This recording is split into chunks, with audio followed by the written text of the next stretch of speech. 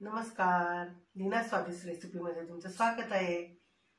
आता शारदीय नवरात्र चालू झालंय। सगळ्यांचेच उपवास असतात, बऱ्याच लोकांचे उपवास असतात। तर मग काय करायचं खाण्यासाठी हा एक मोठा प्रश्न असतो।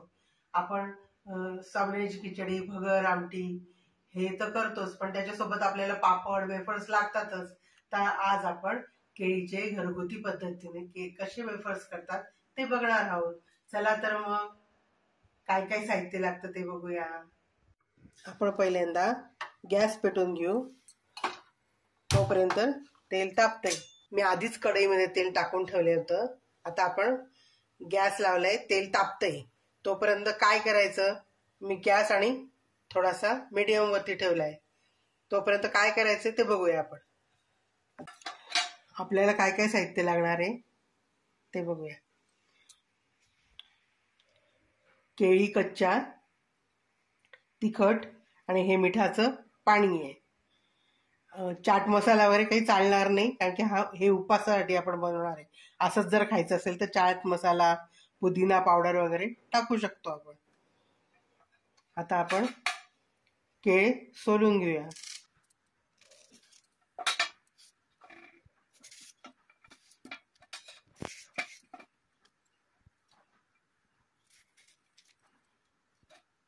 अशा प्रकारे केळ हे मी सोलून घेतलं।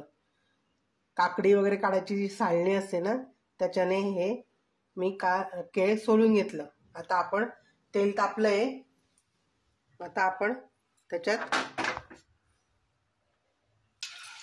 अशा प्रकारे आपण तेलातच वेफर्स करून घेऊया।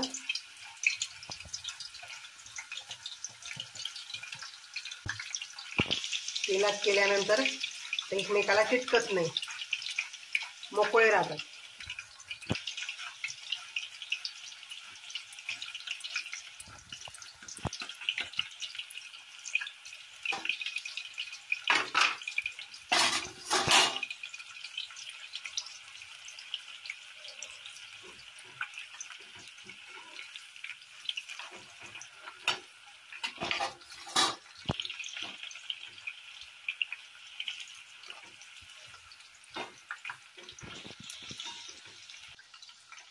आता आपण मिठाचं पाणी टाकूया।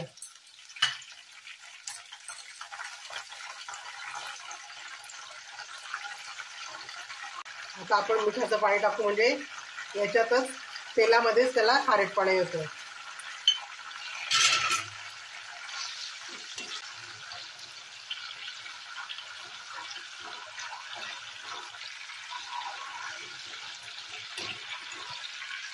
अशा प्रकारे आपले वेफर्स तळून झालेत बघा। आता आपण काढून घेऊ त्यांना। असं थोडं सुकवून घ्यायचं, म्हणजे जे तेल असेल ते निघून जातं। जरा वेळ असंच ठेवूया, याच्यातलं जे तेल असेल ते सगळं निथरून जाईल। मग आपण ताटात काढूया त्याला। तोपर्यंत आपण दुसरं केळ घेऊया।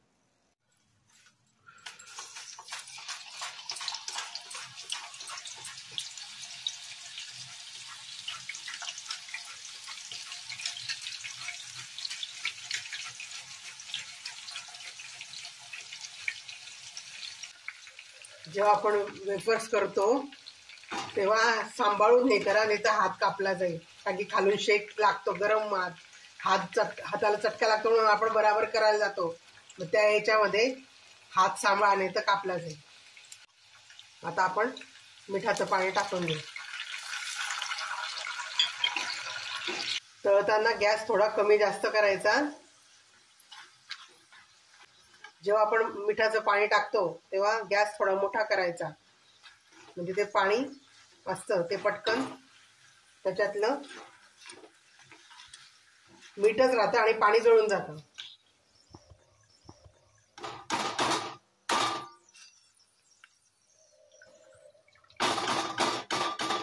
आता आपण वेफर्स वरती तिखट टाकून घेऊया। मीठ तर आपण तेलात टाकलंय, आता टाकायची गरज नाही। आणि तुम्हाला जसं तिखट आवडतं त्या हिशोबात तुम्ही टाकायचं। बघा झाले ना कुरकुरीत, येतोय ना छान आवाज। अशा प्रकारे आपले वेफर्स केळीचे झालेत. अशा प्रकारे आपले केळीचे वेफर्स तयार. माझी रेसिपी तुम्हाला कशी वाटली ते तुम्ही मला कमेंट मध्ये सांगा आणि तुम्ही करून बघा. चॅनलला लाईक करा, शेअर करा आणि सबस्क्राईब करा आणि घंटीचं बटन दाबा म्हणजे तुम्हाला पुढचं नोटिफिकेशन कळेल आणि कुठली रेसिपी येते ते पटकन तुम्हाला समजेल. Bye bye. परत भेटू पुढच्या रेसिपीमध्ये. ती पण उपवासासाठी जे चालतं तेच घेऊन येणार आहे मी. Bye bye.